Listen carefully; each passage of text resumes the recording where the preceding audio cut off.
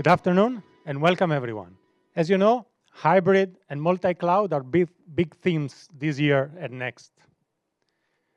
Today, we want to put ourselves in the shoes of a cloud administrator to understand the challenges of managing large cloud workloads in a context where hybrid and multi-cloud are the norm. We will see how you can leverage Devops tooling and best practices to manage your cloud workloads consistently across environments, how you can improve your security posture, how you can establish governance, and make compliance easier at scale. Yesterday, we announced Anthos, and we showed how Anthos Config Management allows you to manage your Kubernetes environments on-premise and in the cloud through code. Today, we will walk you through a live demo that shows how you can use Anthos to manage your traditional GCP resources and policies as code. My name is Marco Cavalli, and I'm a product manager in Google Cloud. And today, Alex and Zhuzeng will join us. They're also from Google. And Alex will talk about the config validator, and Zhuzeng will walk us through the demo. So we said we want to put ourselves in the customer administrator or the cloud administrator shoes. And I use the term cloud administrator broadly to refer to the most common administrative functions in Google Cloud. You can think of it as the person or the team that is responsible for security and compliance for your company. Now, the cloud administrator is at the center of a complex ecosystem. On one side, you have requirements that your company needs to meet. There are security, compliance, governance, auditability requirements, and these are top of mind for pretty much all companies across any industry. And then you have stakeholders that rely on the administrator to do their job. There are developers that need to move fast, but also want to know that there are guardrails in place to protect them.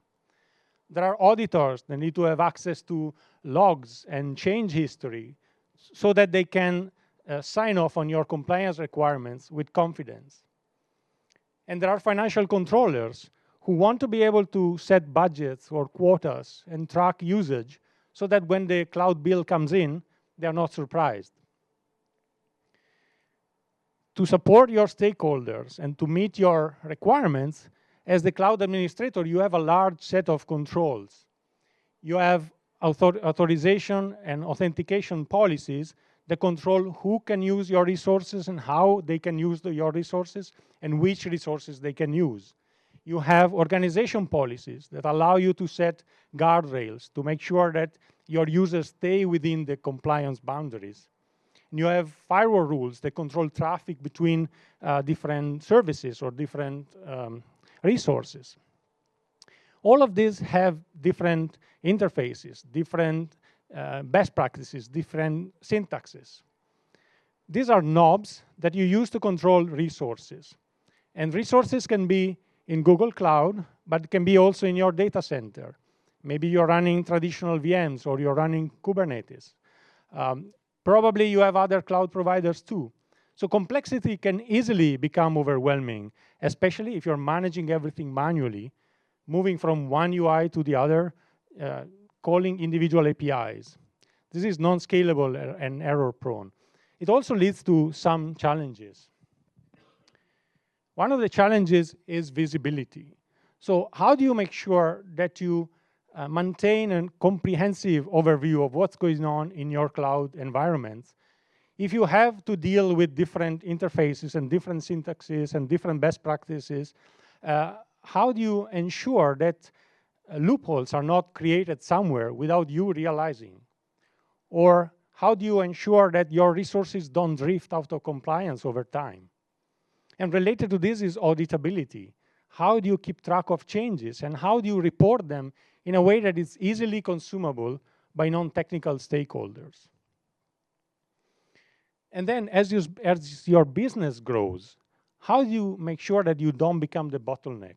How you said we want to enable developers to move fast. So how do you do that in a scalable way to sustain the business growth without slowing it down. So again, doing things manually is a problem. So standardization and automation are key to enable scalability. And finally, how do you discover when new features or new configurations or policies become available? With cloud providers rolling out new features at an increasing pace, how do you keep up and how do you ensure that your environments are up to date all the time? Well, you can go through like pages of documentations, or you can read blog posts, or you can reach out to your cloud support. But again, this is not scalable. How can we help you make it simpler and more immediate? And this, again, is in a world where hybrid and multi-cloud are just standard. So complexity is, in itself, an issue and a challenge. But the more important part is that complexity may lead to an increased vulnerability for your company.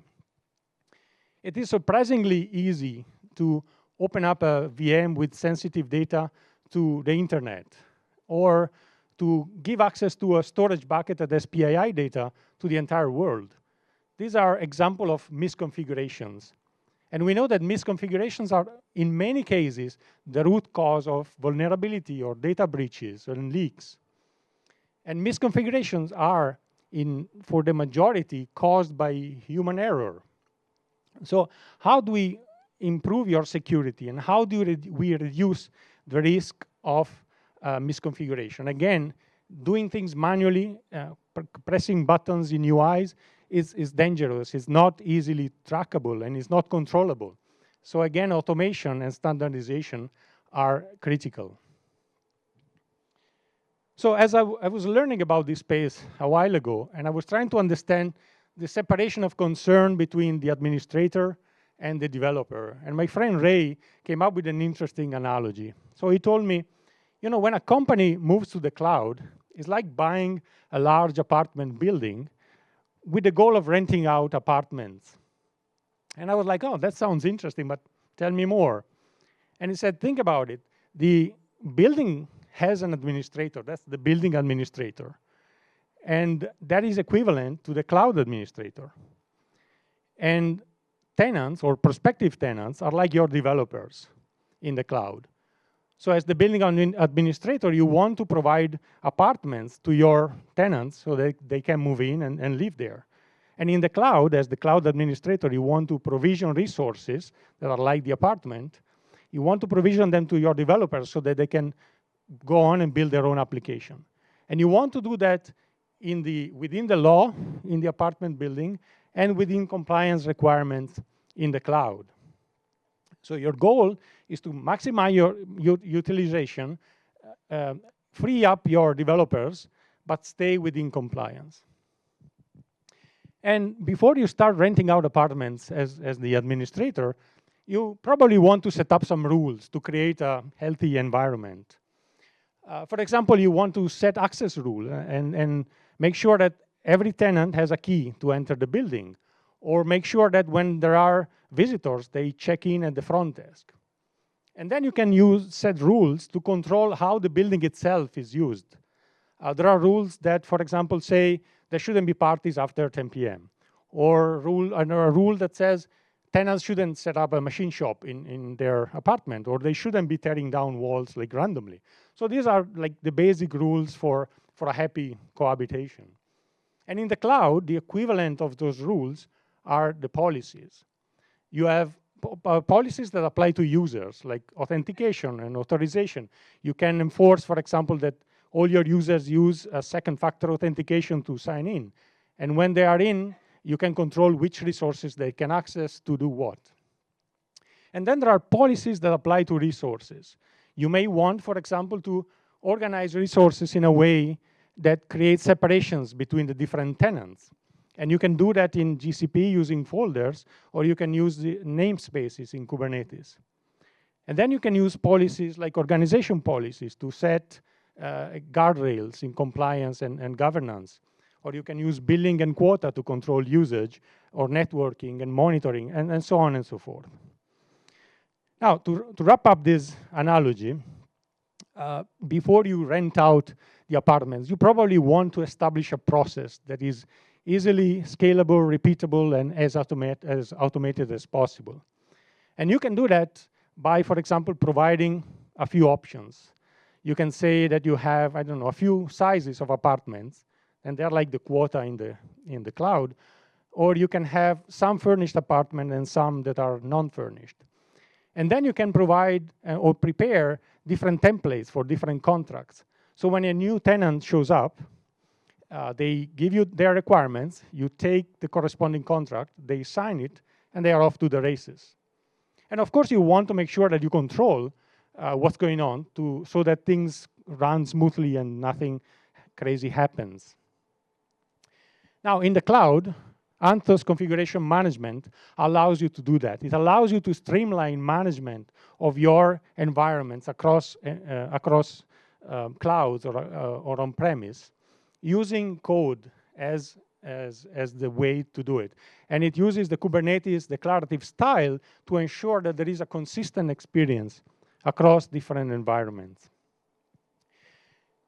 Because it uses code, it stores that code in a unified source of truth, which is stored in a Git repository. And the Git repository is the user experience around managing your configurations and your infrastructure across hybrid environment.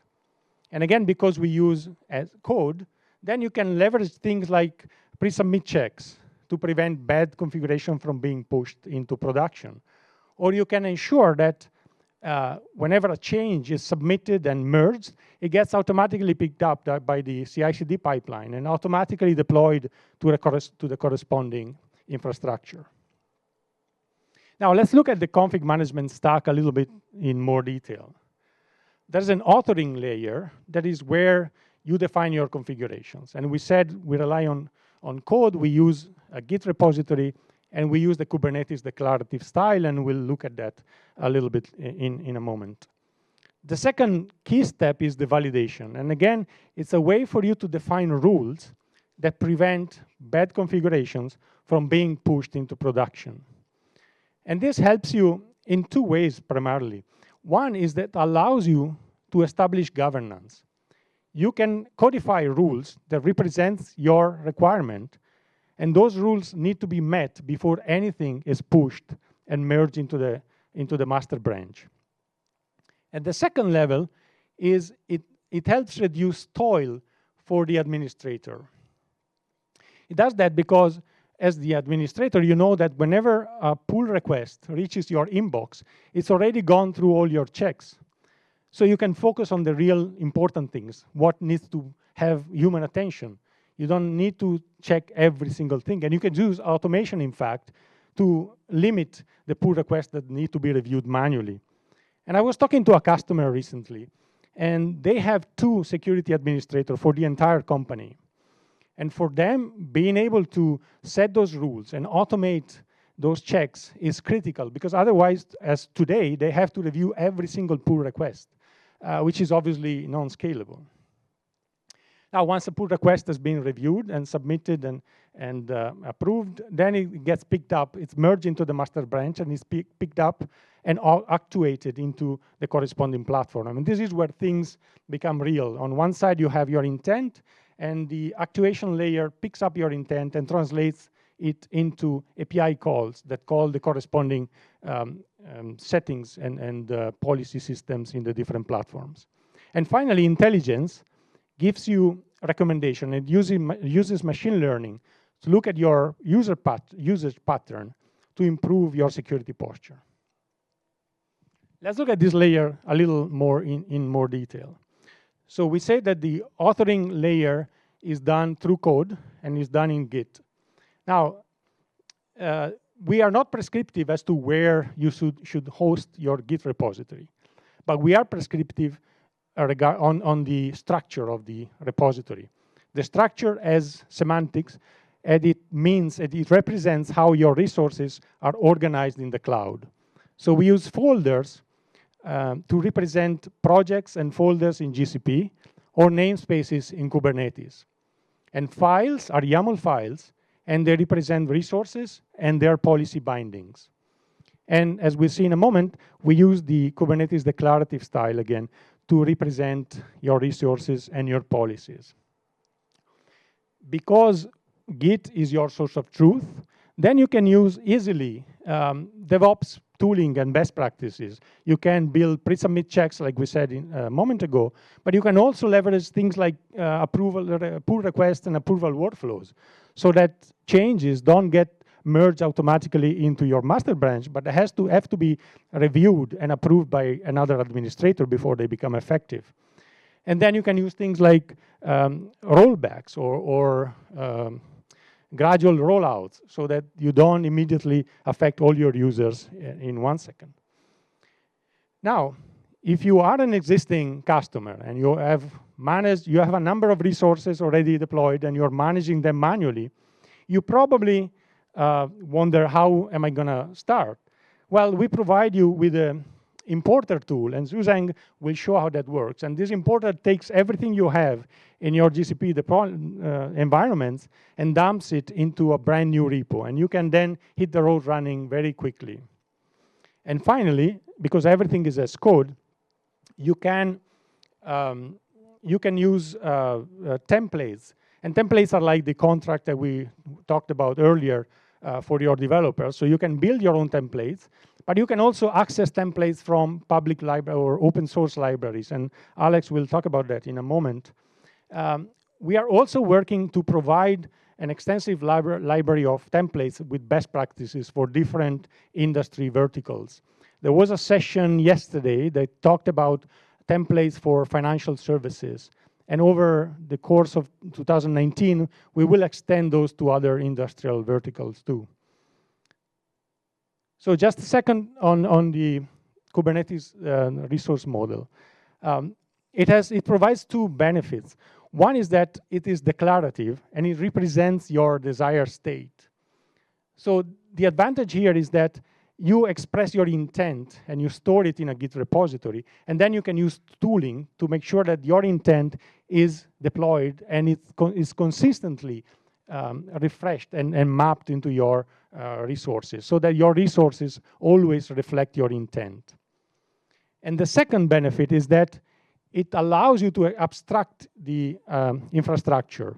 Using CRDs, so custom resource definition, you can create a logical abstraction of your infrastructure, and you can use that to express configurations and settings in a consistent way across different environments, in a way that is infrastructure agnostic, so that it can easily be mapped onto different platforms seamlessly.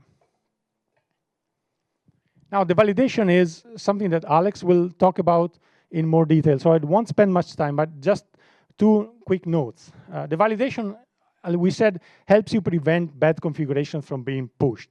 And you can do that by defining your own rules. And those rules are like two levels of controls. One is like basic linters. You can use them to prevent things like syntax errors.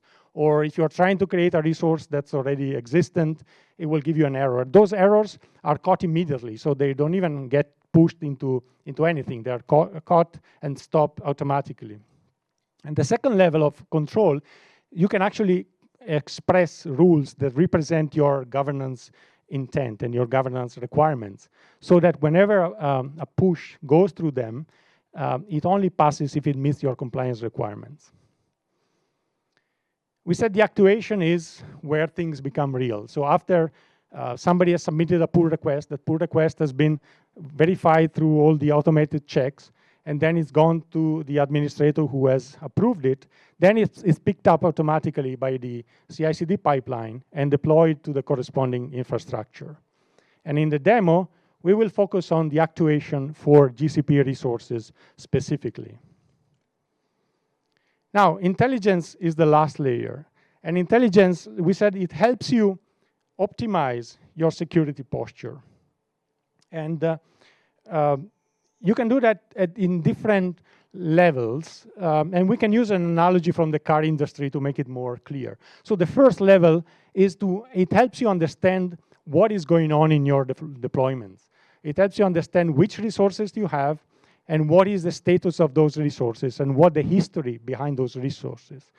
It's like the dashboard in a car. You have the speedometer, you have the fuel gauge, you have the temperature, but then decisions are left to the driver. This is information that you can use to make your decision, but the tooling is not giving you more than that. But then the second layer is actually the validator, and that helps you prevent mistakes. It's like the blind spot sensor in a car, in the rear view mirror of the car. So before you commit to changing lane, you make sure that nobody is coming, so you can do that safely. The third layer is the troubleshooter. And the troubleshooter is alpha for IAM. And it helps you understand when things are going wrong, why they're going wrong.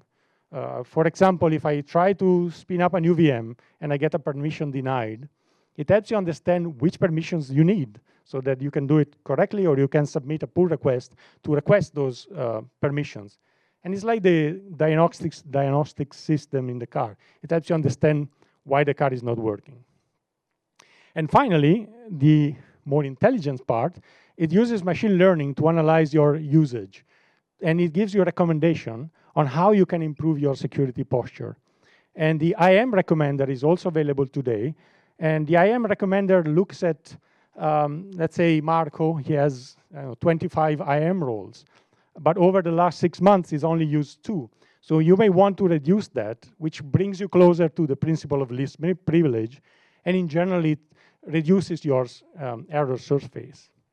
And this is like maps in a car that helps you go somewhere. So let's bring it all together now. We said we have a source of truth. It's in a Git repository. We are prescriptive about the structure of the repository, but you can host it in any solution. So we support GitHub or GitLab or cloud source repo. And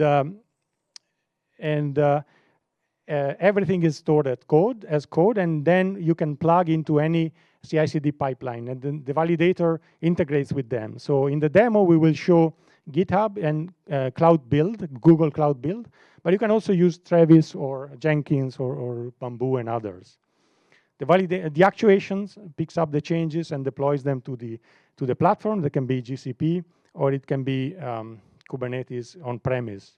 And then the intelligence part. And the intelligence part has the analysis part, that is, Forseti is an open source tool, but you also have Cloud Asset Inventory, as I mentioned. And then the intelligence that gives you a recommendation. And those recommendations are represented as pull requests. And those pull requests come from the tooling, not from a human. And they are fed back into the Git repository. So you can review them, and you can decide which ones make sense to you, where do they impact your resources, and whether you want to accept them or not. And with this, I'd like to invite Alex on stage. Alex will walk you through the validator and will introduce the demo. Thank you, Marco. Hello, ladies and gentlemen. So I'm Alex, a fellow product manager working here on GCP CSP. As Marco mentioned earlier today, we talked a lot about validator, and I'm going to dive a little bit deeper today. At the same time, I'm also going to be introducing our sample customer over here, Chili Oregano. So Chili Oregano is an e-commerce service where with one tap, you can order the freshest, spiciest, and most organic chilies to your doorsteps. Now, Chili Oregano recently faced a data breach issue. For some reason, somehow inside, some of their developers got Gmail access into their restricted and sensitive data.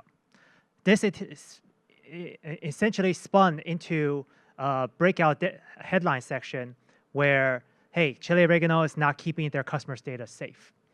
These things happen, they sound like exaggerated situations, but they are real scenarios that can happen to you.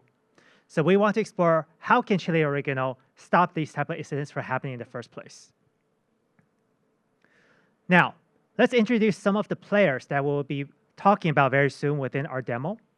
The first is meet Alice.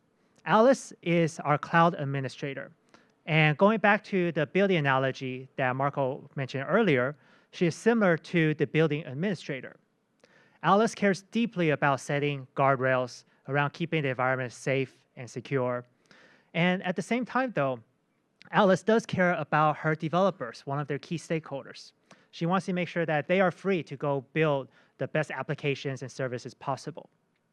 Today, Alice is managing all of her resources manually.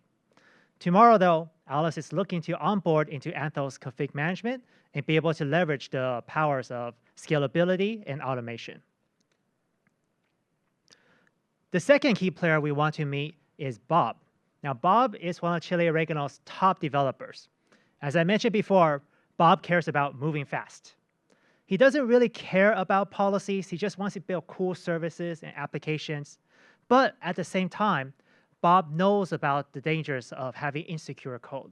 He doesn't want to be the perpetrator of a deathly sort of headline. So Bob cares about his code being secure, safe, before it rolls into production.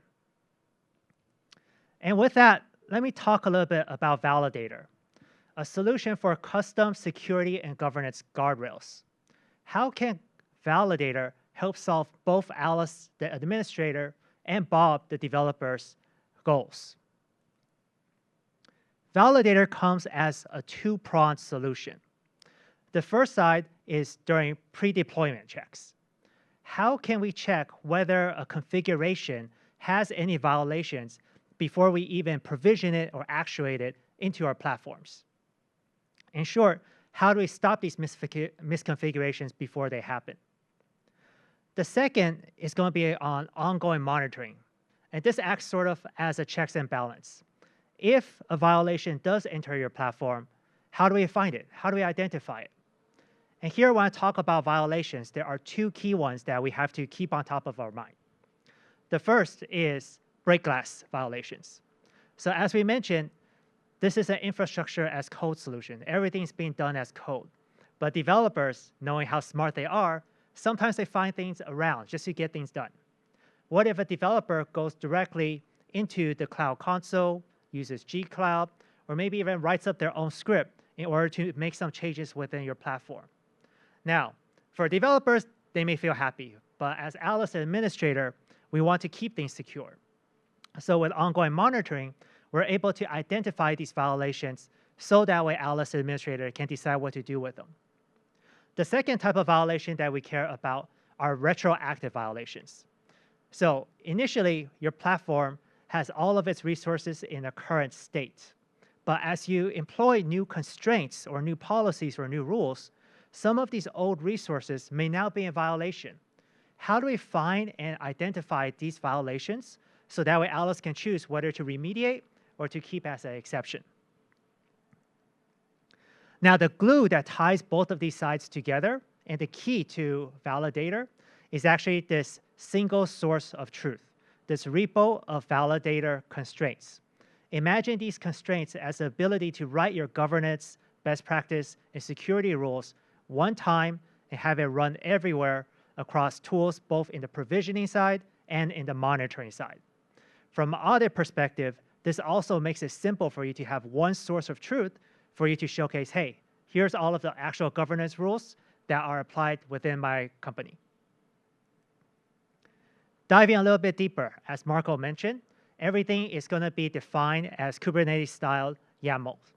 So Alice administrator can very simply configure one of these to instantiate a new policy or a new rule. Now, there is a little bit of business logic in the backend, which I'll get to in a few slides. But at the front, very simply, if Alice wants to create one of these new constraints, such as to stop the access from a Gmail account or other outside domain, how can she do that today? So here we have a sample with domain restriction constraint. And let me walk you through a few of the different parameters we have here. Starting at the top, we have the template kind. So this defines the type of check that is going to be done in the background to enforce. And as I mentioned already, this is going to be the domain restriction constraint. The second is a freeform text for the company's name. So over here, Alice simply names it the Chili Oregano domain restriction. The third is a piece of metadata that's going to be very critical, and no pun intended, during your remediation stages. Alice wants to be able to set whether a certain policy or whether a certain constraint is going to be low, medium, or high. When this information is surfaced to the ongoing monitoring tools, the tool will then know, hey, is this something of low severity? So that way, maybe we should kick it off to some sort of internal workflow for ticketing and approval. Or is it so severe, such as giving access to a Gmail account on our PII restrictive data that we want to do auto remediation. We want to either remove access immediately, or we may even want to lock down the resource in some other way. The fourth of these is the target. What's the scope of where you want this constraint to take place? So over here, based on GCP's resource hierarchy, you could define it as the organization, the folder, or the project level. In addition, you can also set exceptions. For example, it should only apply to a set of projects while excluding some other ones. And very lastly, we actually get to the parameters, and this is what Alice will care most about when she's configuring one of these constraints. These parameters will tie directly back to the constraint kind that we defined earlier. So in this scenario, since we are limiting or restricting only a set of allowed domains, Alice has set the G service account, so only Google service accounts is allowed, as well as her own company, Chili Oregano. Now you may be wondering, okay, we talked a little bit about these constraint kinds and templates. Where do I actually get them, right? Well, this is where Google, we're going with the open source strategy. The policy library is already public and live today. It is, again, open source, community generated, and it's going to be a single location where we can imagine different large players across different industries, whether it's healthcare, retail, finance, to be able to contribute and build different types of constraints for their niche or their industry-specific needs over time. At the same time, though, Google also will be a key contributor to this policy library. We will be looking at our best practices from a security perspective, product perspective, and even from our own professional services teams. These will be Google's opinionated constraints as we slowly push these into the policy library. Starting today, though, just for you to play with, we will have a handful of these constraints. I've already talked about the IAM domain restriction. We will also have restriction of VM instances with public IPs, enforcement of network routing, and enforcement of storage logging. Now, I alluded to this a little bit earlier. For the simple use case for Alice, where she just wants to use some sort of pre-existing constraint template, she just has to instantiate that YAML file we showed earlier. But what if Alice wants to do more? What if she wants to customize something? What if she wants to have the agility to constrain something, but Google or other players within the community has not provided inside of that policy library yet? Well, this is where we want to empower the infrastructure architects, cloud admin teams, for them to be able to roll out and build their own custom constraint templates. I won't go through the exact details here, but these templates will be written in Rego. It is a dynamic and popular policy language. And the example I have here is for the actual enforcement of storage logging. So as you can see, it's only a small number of code to do something that's very, very critical. Circling back, let's revisit what Alice and Bob will be doing today, now that we talked a little bit about the validator solution. So in our demo, we're going to show Alice first initializing that Git repo, as we call it, the source of truth, with the importer service. She will then be checking out the policy library to get all of those constraint templates we talked about and configure the domain restriction constraint. Next, we will swap over to Bob, again, our top developer, who is now looking to create a new project. Let's call this the fulfillment project, where he will also be binding some IAM policies. Now, Bob may be doing something a little bit naughty, so I won't be going to details on exactly what. You could probably guess, though. But as he's going through this process of checking his code, trying to roll out this new project, he'll be diagnosing some of the violations that validator captures.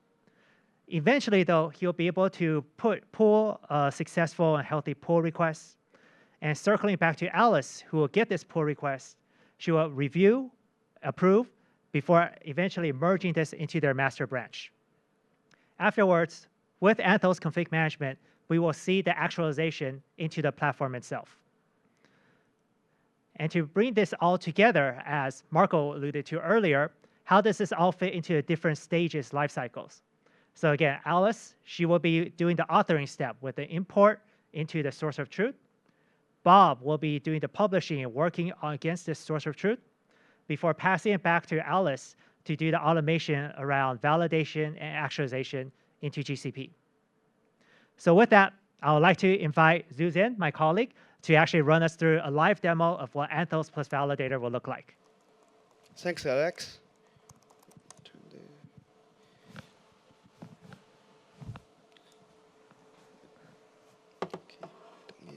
Hello, everyone. My name is Zhuzeng. I'm a software engineer from Google Cloud. So next, I'm going to run the simple live demo about Anthos Config Management. So let's get started. So now imagine I'm Alice, the cloud administrator from Chili Oregano. So my company has resources in GCP that we are currently managing manually. So the resource hierarchy is organized as follows. It's quite simple. We have 2 folders under our organization, engineering and people ops. And each has 2 projects. We have a checkout service project, a shopping cart service project under the engineering folder, and the HR system and payroll projects under the people ops. So that's pretty simple. Now I decided to adopt the Anthos Config Management to avoid the disaster that my colleague Alec just mentioned about. So I have created a Git repository on GitHub. As you can see, this repository is currently empty without resources. And I have already turned on Anthos Config Management for this repo.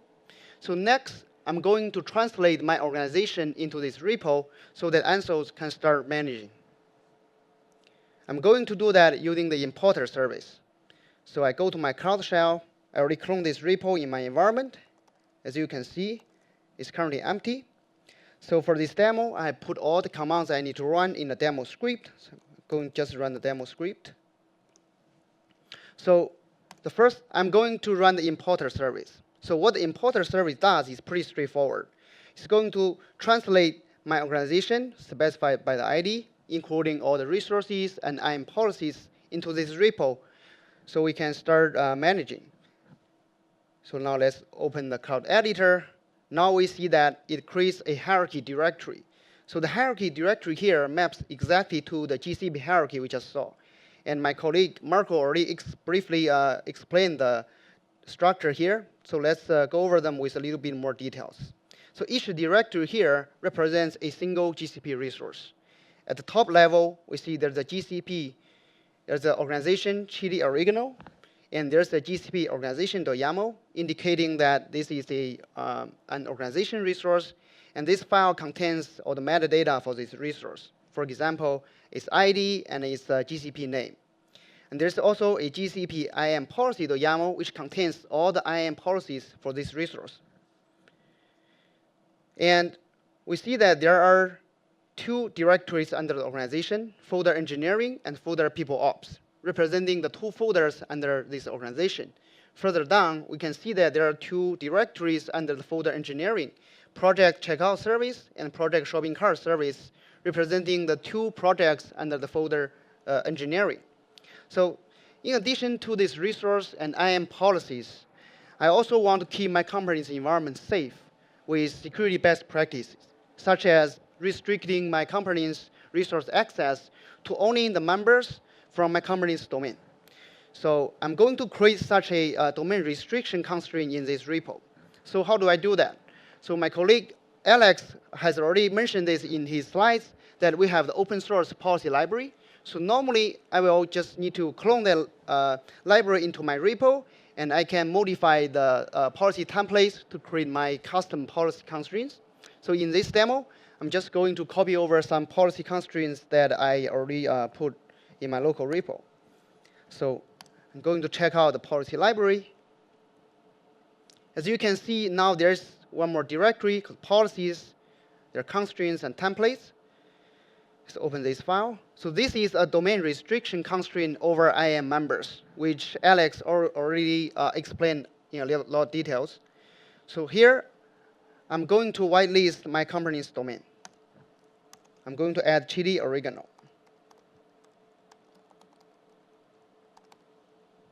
OK. So now, with resources, IAM policies, and policy constraints, I'm OK. So I feel ready. I will submit all these changes. Add everything, commit, and push to origin. OK. So now let's do a quick recap. As a cloud administrator, I decided to adopt Anthos Config Management. So I create a Git repository to be the central source of truth for my organization. I use the importer service to automatically translate my organization into this repo to start managing. I then put policy constraint files in this repo to keep my company's environment safe and secure. Now this repo is fully instantiated and is ready to be used. So now imagine I'm Bob, the developer from Chili Oregano. So I'm going to work on the new fulfillment service project. And I'm going to create this project under the engineering folder. So right now, my company is moving towards Anthos Config Management. So as a developer, I don't have direct access to Cloud Console anymore. I cannot go to console and create my project here and manually specify the IAM policies there. Instead, I'll be doing all of that through the repo by going through the code review process. With that, I'm going to my Cloud Shell, and I'm also going to run the script. So as a developer, the first thing I need to do is I'm going to clone my company's repository into my local environment.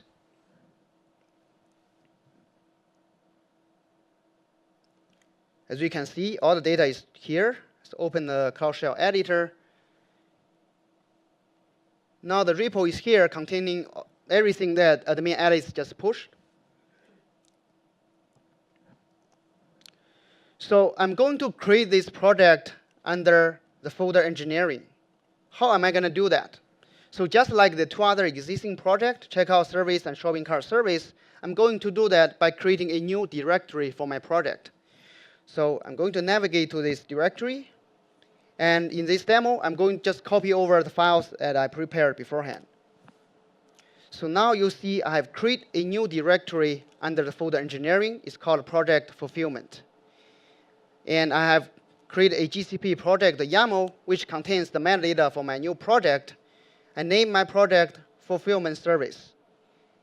And in the GCP IAM policy, the YAML, I specified Bob from gmail.com as a project editor. Now, as a developer, I'm going to create a pull request.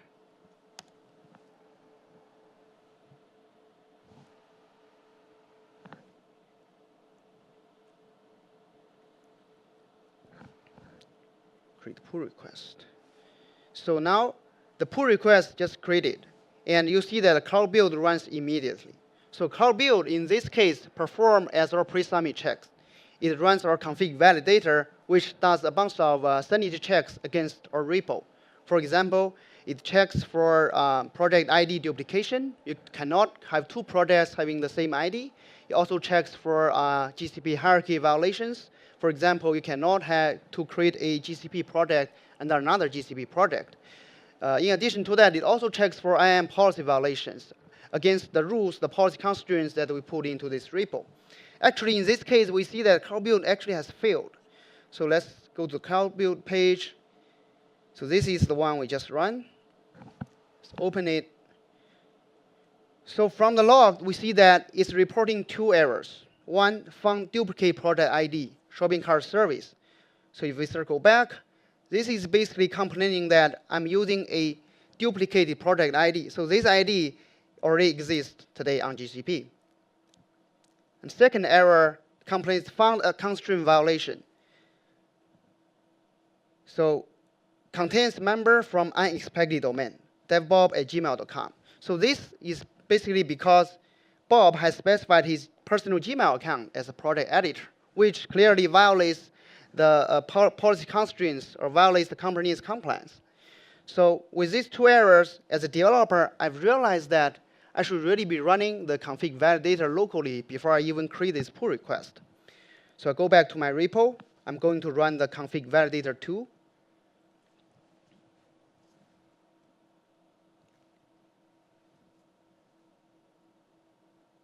Take a while. So indeed, it's reporting these two violations, the domain violation and the project ID violation. So let's fix these two errors. First, let's not use Gmail, which violates the rule. Let's use Chili Oregano.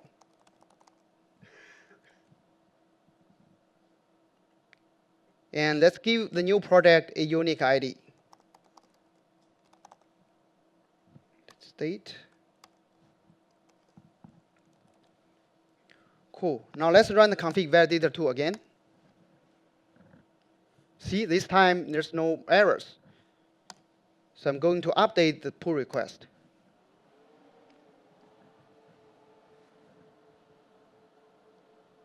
Now cloud build runs again.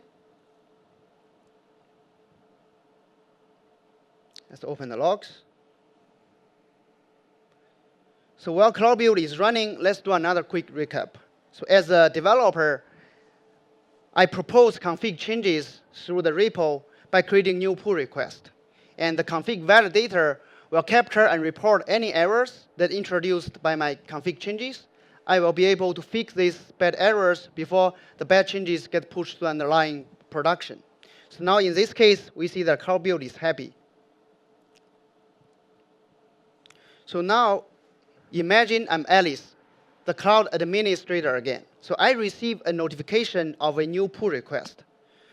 So I go to my GitHub account,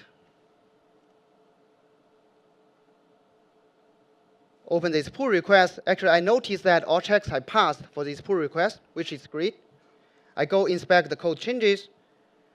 I see that Bob is going to create a fulfillment service project, and Bob has specified his corporate account as the project editor. So the code looks fun to me.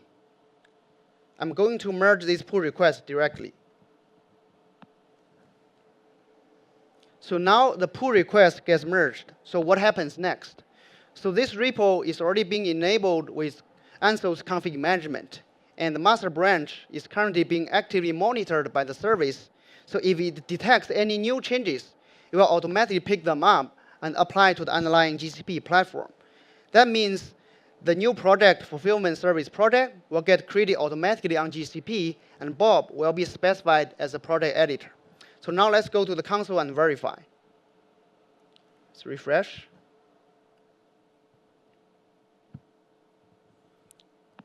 So now we see that fulfillment service project appears right under the engineering folder.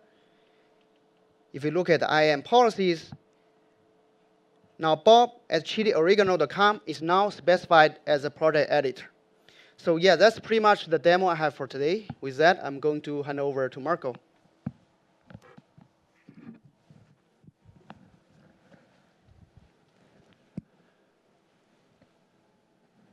So thank you, Zhuzeng. And let's recap what we saw today, and let's summarize. We started and we took the perspective of a cloud administrator, and we saw the challenges that as an administrator you have when you have to manage workloads and configurations across hybrid environments. And then we saw how Anthos Config Management helps you with that. It helps you improve your security posture by leveraging DevOps tooling and DevOps workflows so that you can enforce governance and improve security and compliance. And Zhuzeng show how that works in a live demo. So there are a number of sessions that cover topics that are related to this one.